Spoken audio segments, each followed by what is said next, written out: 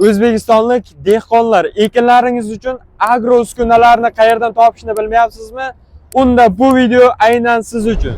Bu yerdagi tomchilatib va yomg'irlatib sug'orish uskunalari issiqxonadan dalagacha mos keladi.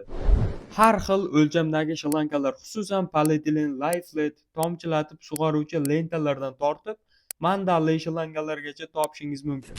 Suvni hovuzdan tortib uskunalarga beruvchi motorlar hamda filtrlar sifatli va kafolatli.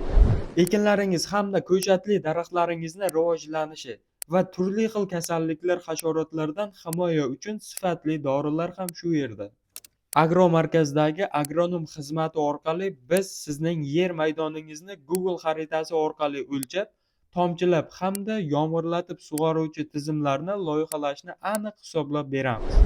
Agar dehqonchiligingiz uchun agro uskunalar kerak bo'ladigan bo'lsa, quyidagi raqamlarga murojaat qiling. Manzilimiz Samarqand viloyati Jomboy tumani, Samarqand shahardan kelishda, Shaymon bozoridan o'tganda chap qo'lda. Jizzax viloyatidan kelishda, Charxpalak non markazidan o'tganda o'ng qo'lda joylashgan.